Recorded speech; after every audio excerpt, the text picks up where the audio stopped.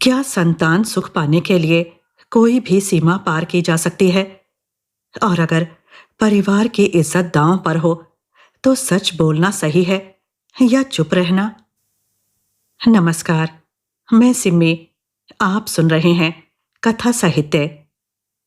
आज की कहानी एक ऐसे विकल्प की है जो सही भी है और गलत भी, जो परिवार बचाता भी है और रिश्तों की नींव हिला भी देता है। सोचिए, आपको कोई ऐसा सच दिख जाए जिसे आप ना देखना चाहें, ना स्वीकार करना, तो क्या करेंगे आप? आज की कहानी है विकल्प, जिसे लिखा है प्रवासी भारतीय हिंदी साहित्य की जानी मानी हस्ती डॉक्टर सुधा ओम ढींगरा जी ने। तो आइए आज आनंद लीजिए आपकी लिखी कहानी का। विकल्प। वो कब कहाँ पहुंच जाती है, किसी को पता नहीं चलता। उस दिन भी वो दबे पांव वहां चली गई थी। सामने वाला दृश्य देखने के साथ ही उसका दिल जोर से धड़कने लगा और उसकी सोचने समझने की शक्ति साथ छोड़ गई थी। उसे अपनी आंखों पर विश्वास नहीं हुआ। उसकी आंखों ने जो देखा, क्या वह सच था? कमरे के भीतर जाने से पहले ही वो पलट आई।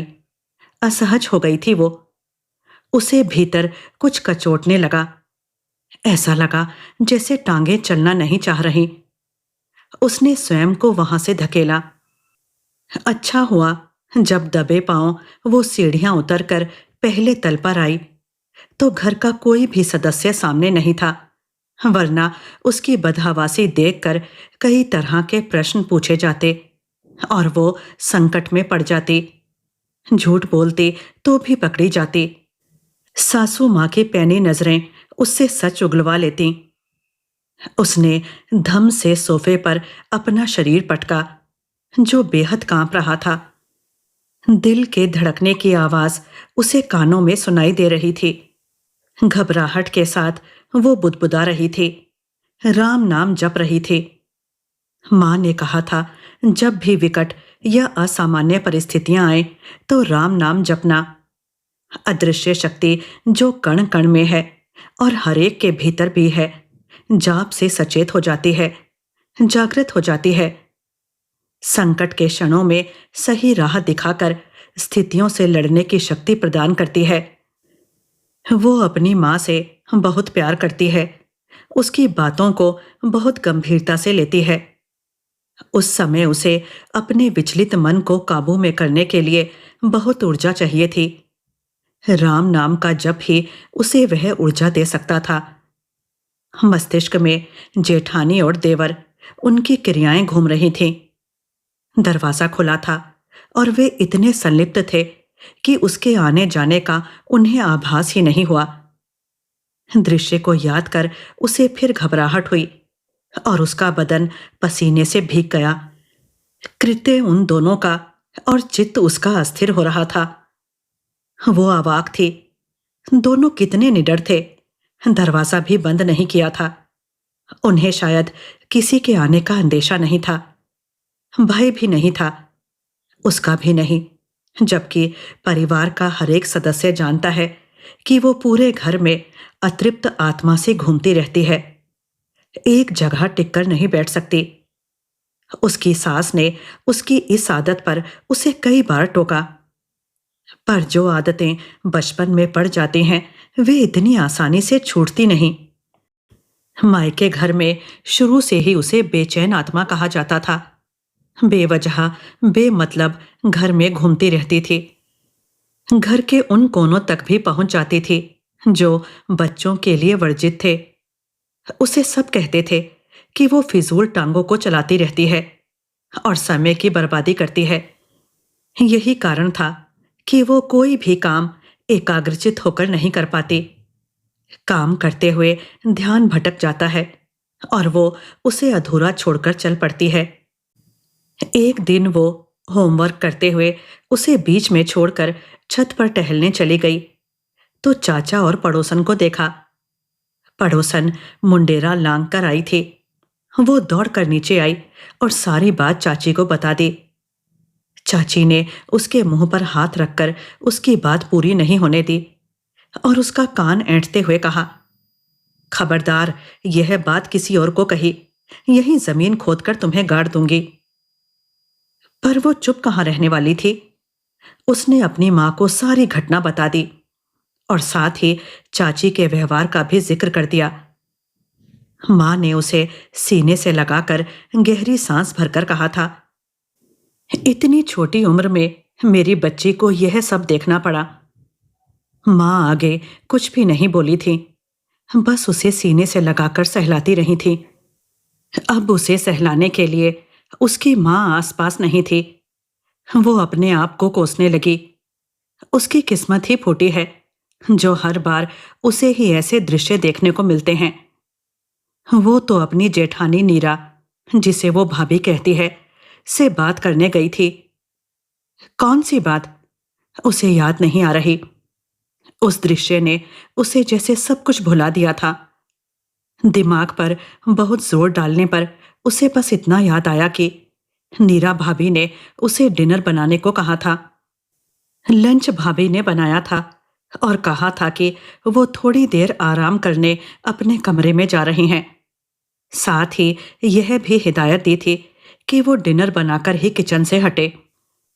2-3 घंटे की व्यस्तता थी। उसके लिए इतना समय काम करते हुए काटना कठिन था। कुछ याद आते ही वो नीरा भाभी से पूछने चली गई। अपनी इस आदत से वो बेहद परेशान हो गई है, तंग आ गई है। वो धैर्य से काम क्यों नहीं लेती? अब वो बच्ची नहीं रही। नीरा के लौटने का इंतजार करती। जो भी याद आया था तब पूछ लेती। उसके मन मस्तिष्क की अजीब सी हालत हो गई थी। उसे कुछ हो रहा था पर वो समझ नहीं पा रही थी उसे क्या हो रहा है। वो सोफे से उठकर पानी पीने जाना चाहती थी। उसे प्यास लगी थी पर वो उठ नहीं पाती। लगता था उठेगी तो गिर जाएगी। वो वहीं बैठी अपने बदन और भावनाओं के बिखरेपन को समेटने लगी। नैतिक और अनैतिक का द्वंद्व छिड़ चुका था। वो सोचने लगी, जो कुछ उसने देखा वह अनैतिक है, गलत है। छोटा देवर भाई की तरह होता है। उन्होंने ऐसा क्यों किया? परिस्थिति को समझने के लिए वो सहज होने की कोशिश कर रही थी। विचारों का रेलमपेल था। उसका देवर घर कब आया? उसे पता क्यों नहीं चला? शायद वो घर पर था, काम पर गया ही नहीं। वो इतनी लापरवाह कैसे है कि उसे कुछ भी पता नहीं चलता? अब वो इस घर में कैसे रहेगी? अपनी जेठानी और देवर का सामना कैसे कर पाएगी? क्या उसे अपने पति से इसकी चर्चा करनी चाहिए? पति की क्या प्रतिक्रिया होगी? क्या उसे चुप रहकर सब देखना चाहिए? अम्मा जी अपने छोटे बेटे से बहुत प्यार करती हैं। वे शायद उसे ही गलत ठहरा दें। फिर वो क्या करेगी? उसे इस घर में आए कुछ ही महीने तो हुए हैं। अभी वो सबके स्वभाव से भी परिचित नहीं। जेठ जी को पता चलेगा तो उन पर क्या बीतेगी? पत्नी और भाई के धोखे को वे सह नहीं सकेंगे। वे बेहद सरल, सौम्य और मितभाषी हैं। उसके पति भी ऐसे ही हैं। देवर बहुत चुलबुला है। बेसुरे खरपतवार से कई प्रश्न उगने लगे। वो उनके उत्तर तलाशती उनमें उलझती गई। भाभी, किन सोचों में डूबी हैं आप? देवर की आवाज सुनकर वो चौंकी। बड़ी देर से वो अपने आप से लड़ रही थी। अरे, आप तो ऐसी चौंकी जैसे आपकी चोरी पकड़ी गई। देवर हंसते हुए बोला। वो उसकी ओर देखे बिना किचन में चली गई। किचन बिखरा छोड़कर ही वो चली गई थी। उसे समेटने लगी। ठीक है, आप चाय बनाएं, मैं अम्मा और बाऊजी को बुलाता हूं। देवर ने उसे देखकर कहा। उसने कनखियों से देवर को देखा। उसके चेहरे पर कोई मलाल नहीं, वही मुस्कुराता नटखट कमल। उसे देखकर अम्मा जी अक्सर कहती हैं, मेरे बेटे का नाम कमल है और चेहरा भी कमल की तरह खिला रहता है। कमल तो कीचड़ में खिलता है पर ये कीचड़ में धंसता जा रहा है। ऐसे संबंधों को क्या कहेंगे? मन ही मन वो विचारों के उलझे धागे सुलझा रही थी। वो कपों में चाय डालने लगी। तभी नीरा ने पीछे से उसके कंधों पर हाथ रखा। उसके हाथ कांप गए और चाय गिर गई। संपदा, तेरा ध्यान कहाँ है? सारी चाय गिरा दी। और नीरा ने चाय की केतली उसके हाथ से ले ली। संपदा बौखला गई और दूर जाकर खड़ी हो गई। सजी धजी मुस्कुराती नीरा सबको चाय देने लगी। संपदा के सोच के घोड़े उसके बस में नहीं रहे। वे बेतहाशा भागने लगे। क्या उसने जो देखा उसकी आंखों का धोखा था, या वहां सच में कुछ हुआ था? दृश्य फ्लैशबैक सा घूमने लगा। उसे महसूस हुआ उसका बदन तप रहा था। संपदा वहां से जाने लगी तो देवर ने उसे कहा, भाभी जी, आज आप किन्हीं ख्यालों में डूबी हुई हैं। क्या बात है, हमसे शेयर करें, शायद हम आपकी कुछ मदद कर दें।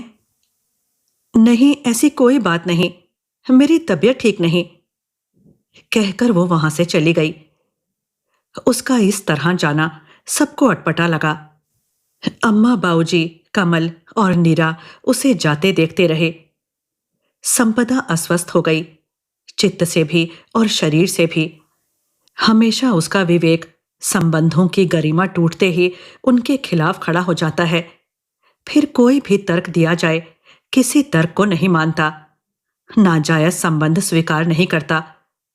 और उसकी आत्मा उसे धिक्कार रही थी कि वो चुप क्यों है। वो अंदर ही अंदर घुट रही थी, किसी से संवाद नहीं करना चाहती थी। शिव, उसके पति ने उससे कई बार उसकी उदासी और बेचैनी का कारण पूछा। वो टाल गई। अधिक समय वो अपने कमरे में अपने आप में सिमटी रहती या घर के कामकाज को अनमने मन से चुपचाप करती। अब उसने समय असमय घर में घूमना बंद कर दिया। परिवार के सदस्यों ने उसमें आए इस परिवर्तन को महसूस किया, पर उसकी तरफ ध्यान नहीं दिया, लापरवाह बने रहे। उसके भीतर घमासान मचा था। उसका मन कह रहा था कि वो अम्मा जी को बताए, शिव को घर में हो रहे इस अनाचार की सूचना दे। पर उसके मुंह पर ताला लगा था और वो उस ताले को खोल नहीं पा रही थी। बार बार उसका मन उसे ऐसा करने से रोक लेता। यह भीतरी युद्ध उसके लिए असहनीय था। वो अधिक दिन तक इस तरह नहीं जी सकती थी। वो जानती थी एक दिन उसके भीतर का लावा फूट पड़ेगा। इसी बात का उसे डर था। लावा फूटने के परिणाम से भी वो भली भांति परिचित थी। उस दिन के बाद का समय संपदा के लिए बेहद तनावपूर्ण रहा। गर्मियों के दिन थे जो यहाँ लंबे होते हैं। अमेरिका में रात 8 बजे तक सूरज नहीं छिपता।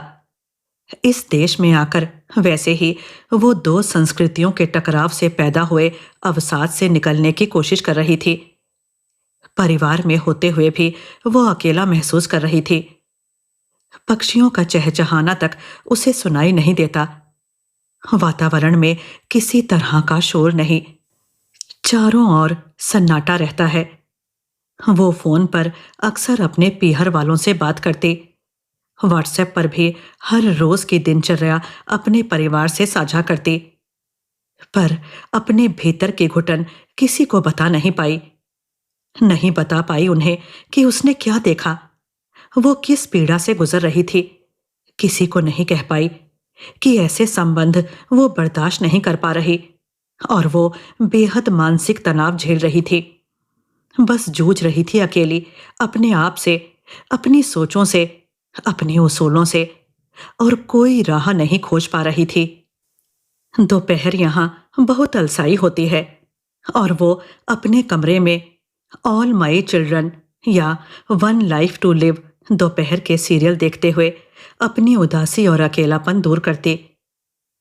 एक सुस्त दोपहर को अम्मा जी उसके कमरे में आई और बोली, संपदा, हमें मंदिर ले चल, वहां भागवत की कथा चल रही है, हमें सुनने जाना है। बाऊजी बाहर लॉन में खड़े हैं। अम्मा जी, मेरी तबीयत ठीक नहीं, आप नीरा भाभी को ले जाएं। मैंने कहा है तुम चलो, जितनी ड्राइविंग करोगी उतना हाथ खुलेगा। कुछ ही दिनों में वो जान गई थी, अम्मा जी का कहा कोई टाल नहीं सकता। वो मन मारकर उठी और कार की चाबियां लेकर गैराज में आ गई। रास्ते भर और मंदिर में भागवत कथा में बैठी संपदा अपने विवेक की ऊन से विचारों का स्वेटर बुनती रही। जब से वो इस घर में आई है, अम्मा जी कभी दोपहर को मंदिर नहीं गईं। फिर आज क्यों? शायद उसे घर से बाहर लाने के लिए वे मंदिर आई हैं। घर में जो हो रहा है, हो सकता है अम्मा जी को पता हो, पर एक माँ ऐसा अनर्थ कैसे होने दे सकती है? अम्मा जी का इस समय मंदिर आना संयोग मात्र भी हो सकता है। विवेक और विचारों की टकराहट चलती रही। कुछ स्वेटर बुनता और कुछ उधड़ जाता। अब तक संपदा यह समझ चुकी है कि इस देश में भी स्वदेश की तरह जिन परिवारों का इकट्ठा व्यवसाय है, वे सब एक साथ रहते हैं। रहना उसे इसी परिवार में है। शादी से पहले ही उसे बता दिया गया था कि ससुराल का संयुक्त परिवार है। वैसे वो जिस परिवार से आई है, वहां भी सारा परिवार इकट्ठा एक ही घर में रहता है, इसलिए उसे कुछ अंतर नहीं पड़ा। ससुराल और पति से उसे कोई शिकायत नहीं, पर जो देखा वो भूल नहीं पा रही। सही और गलत का द्वंद पीछा नहीं छोड़ रहा। एक भंवर सा बन गया है जिसमें वो गहरे डूब रही है। नीरा भाभी एक बार भी उसके कमरे में नहीं आई। कहीं उसकी बेरुखी और बदले व्यवहार से उन्हें शंका तो नहीं हो गई कि उसे उनके संबंधों का पता चल गया था। शंका होती तो अम्मा जी उसे जरूर कुरेद लेती। नीरा भाभी उसे स्नेह की चादर ओढ़ाने अवश्य आती। सब जानते हैं वो भावुक है, जल्दी ही पिघल जाती है। वो स्वयं से ही तर्क वितर्क करती रही। सोच बेहद नकारात्मक हो गई थी, जो उसे तंग कर रही थी। उसकी सकारात्मकता जैसे कोसों दूर भाग चुकी थी। अंत में उसने अपने विचारों की लगाम संभाली, उन्हें विराम दिया और स्वयं को समझाया। किसी को कुछ पता नहीं चला, उसके मन का वहम था। उसकी अस्त व्यस्त अवस्था उसे विचलित करके तरह तरह के विचारों को जन्म दे रही थी। कीर्तन शुरू हो गया और साथ ही शुरू हो गई नारायण की स्तुति। साजों की आवाज ने उसकी सोच के तंत्रों को झंकृत कर दिया और उसके विचारों की श्रृंखला टूट गई। आरती के बाद प्रसाद लेकर वे घर को चल पड़े। घर के पास पहुंचते ही उसने कमल को कार में जाते देखा। अम्मा जी, वह सामने वाली कार में कमल था। अकस्मात उसके मुंह से निकल गया। होगा, मैंने नहीं देखा, अम्मा जी ने बेपरवाही से कहा। काम छोड़कर आया होगा, उससे रहा नहीं गया। संपदा किसी काम से घर आया होगा, कुछ भूल गया होगा। छोटी सी बात को बड़ा मत बनाओ। मैं तुम्हारे सामने उससे पूछ लूंगी, तसल्ली कर लेना। बातों का बतंगड़ बनाने से घर की शांति भंग होती है। अम्मा जी ने उसे झिड़कते हुए कहा। उनकी झिड़क पर उसने खामोशी से दोनों की तरफ देखा। अम्मा और बाऊजी के चेहरे पर तलखी आ गई। घर आकर संपदा अपने कमरे में बंद हो गई। उसके कंधे दुख रहे थे, सिर भारी था, जैसे कंधे उसके सिर का बोझ उठा नहीं पा रहे। मां को फोन करने के लिए बार बार उसके हाथ फोन की ओर बढ़े, पर वो उन्हें फोन नहीं कर पाई। तभी नीरा उसके कमरे में आई। वो उसके करीब आकर बैठ गई। संपदा का चेहरा तन गया। क्या बात है संपदा, तुम्हारा यह रूखापन हम पहली बार देख रहे हैं। कोई तो कारण होगा इसका। किसी की कोई बात बुरी लगी या देवर जी से मनमुटाव हुआ है? नीरा के पूछने पर संपदा ने कोई उत्तर नहीं दिया, खामोश रही। लाडो, अगर तुम कुछ बताओगी नहीं तो हल कैसे निकलेगा? मिश्री घुली आवाज में नीरा ने कहा। नीरा प्यार से उसे लाडो कहती है।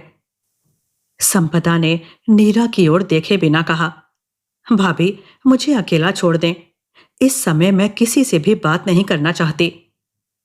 नीरा वहां से उठकर चली गई। उसे नीरा पर गुस्सा आ रहा था। शर्म घोलकर पी ली थी। चेहरा ग्लानि रहित था। कितने आत्मविश्वास के साथ बात करने आई थी, जैसे कुछ हुआ ही नहीं। उसके भीतर आक्रोश बढ़ने लगा। जब भी उसकी भावनाएं आपे से बाहर होती, वो लंबी लंबी सांसें लेकर उन्हें काबू में करती। उसने स्वयं को ही तर्क देने शुरू कर दिए। दूसरों के कर्मों से वो इतनी परेशान क्यों हो गई?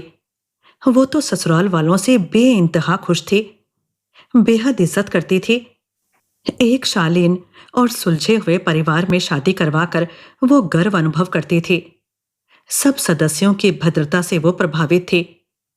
शादी से पहले शिव ने अपने बचपन से लेकर जवानी के सब किस्से उसके साथ साझा किए थे। परिवार की आर्थिक स्थिति और व्यवसाय के बारे में सब कुछ बता दिया था।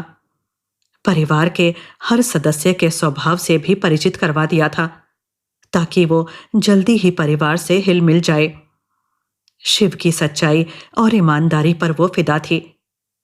परिवार के प्रगतिशील विचारों की वो कायल थी, पर इस तरह की आजादी उसे स्वीकार्य नहीं।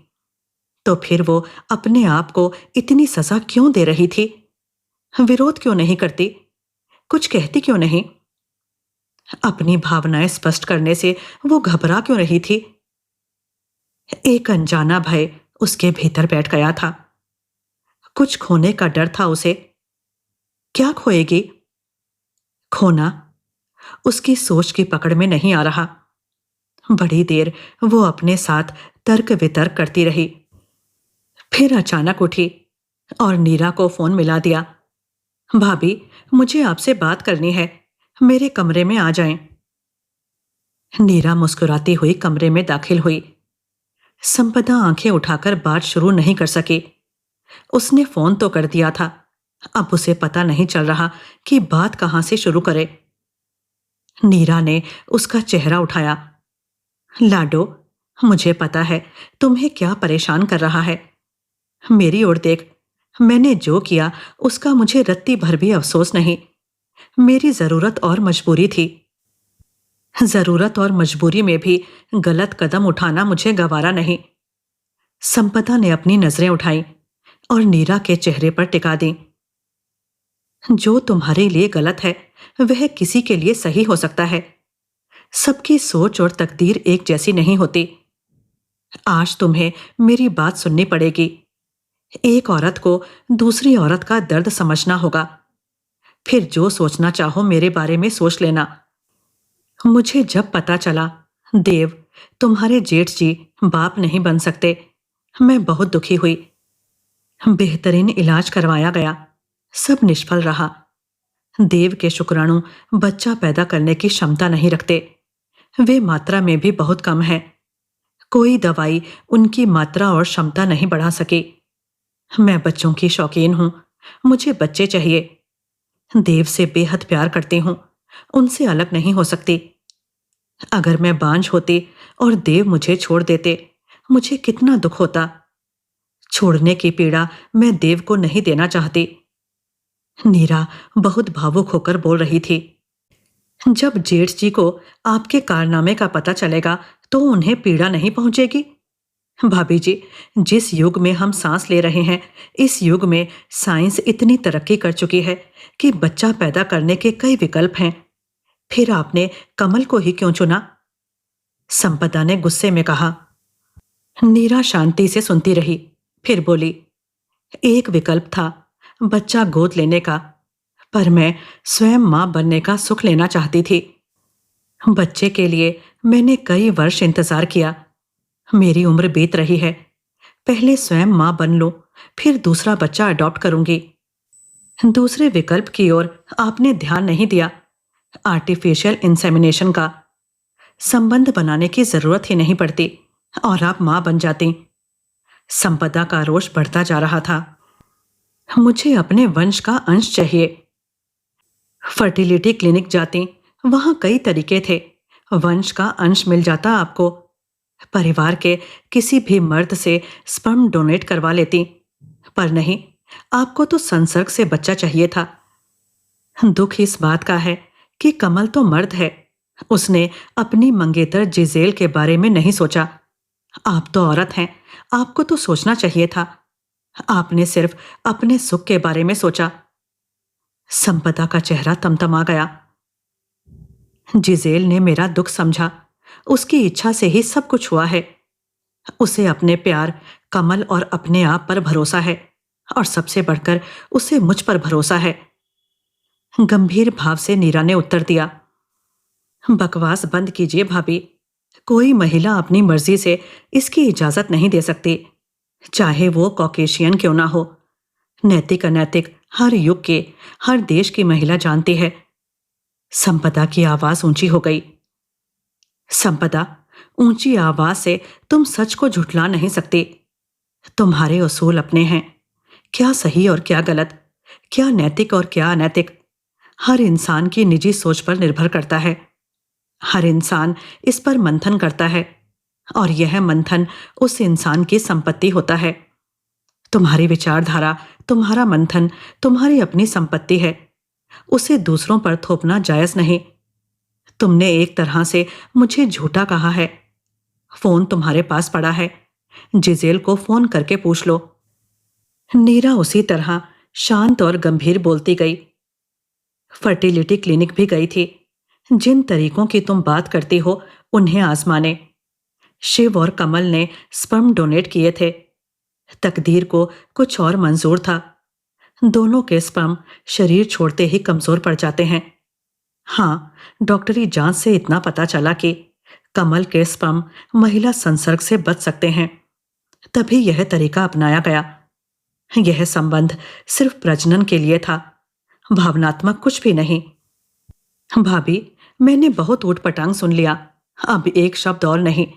जानवर भी प्रजनन प्रक्रिया में एक दूसरे से जुड़ जाते हैं, और आप कह रहे हैं। संपदा ने बात अधूरी छोड़ दी। धृतराष्ट्र और पांडु का जन्म कैसे हुआ था? कुंती के बेटे कहां से आए थे? क्या पौराणिक कथाओं तक सब जायज है, बाकी सबके लिए गलत? यह कहकर नीरा का चेहरा तमतमा गया। लाडो, आकाश में उड़ने वाला परिंदा जब धरती के ठोस धरातल पर पैर रखता है, तब उसे एहसास होता है कि यथार्थ की कठोरता क्या है। उसके मधुर गीत वृक्षों की डालियों पर आकाश की फिजाओं में ही गूंजते हैं। जमीन पर पांव रख वो गीत नहीं गाता। कल्पना लोक में विचरण कर तुम जीवन की कटुता को नहीं समझ सकती। आकर्षण, प्रेम, लस्ट और सच्चे प्रेम के अंतर को जिस दिन तुम समझ जाओगी, उस दिन तुम मेरे सच को भी जान पाओगी। देव से मैं सच्चा प्यार करती हूँ, और कमल के साथ अपने रिश्ते की गरिमा की रक्षा करना भी मैं जानती हूँ। मेरे पास इसके अलावा और कोई विकल्प नहीं था। यह सुनकर संपदा का चेहरा कई भाव बदलने लगा। नीरा कुछ पल विराम लेकर दृढ़ता से बोली, सुनो संपदा, अब मुझे तुम्हें वह बताना पड़ेगा जो मैं तुम्हें बताना नहीं चाहती थी। उस सच की आंच को तुम सह भी पाओगी या नहीं, अभी कह नहीं सकती, पर तुम्हारे बढ़ते रोष की आग को ठंडा करना भी उतना ही जरूरी है जितना सच को छुपाना। शिव की भी वही समस्या है जो देव की है। दोनों को यह पारिवारिक जीन्स की देन है, जेनेटिक प्रॉब्लम। डॉक्टरों ने परिवार की हिस्ट्री को जानकर यह पाया कि परिवार के कई बुजुर्ग भी इससे पीड़ित थे। बाऊजी के तायाजी और चाचा जी के कोई बच्चा नहीं था, और बाऊजी बहुत इलाजों के बाद हुए थे। लाडो, क्या करोगी जब मां नहीं बन पाओगी? कहकर नीरा चुप हो गई। उसके मुंह से निकले शब्दों की ध्वनियों से कमरे में स्तब्धता का कोहरा फैलकर संपदा के अस्तित्व पर छाने लगा। कहानी के खत्म होने के साथ ही एक प्रश्न उठता है, क्या नीरा का विकल्प सचमुच एक मजबूरी था, या रिश्तों की मर्यादा से समझौता? अगर आप संपदा की जगह होते तो क्या करते? कमेंट्स करके जरूर बताइए। अब मुझे आज्ञा दीजिए, फिर आऊंगी एक और कहानी के साथ। धन्यवाद।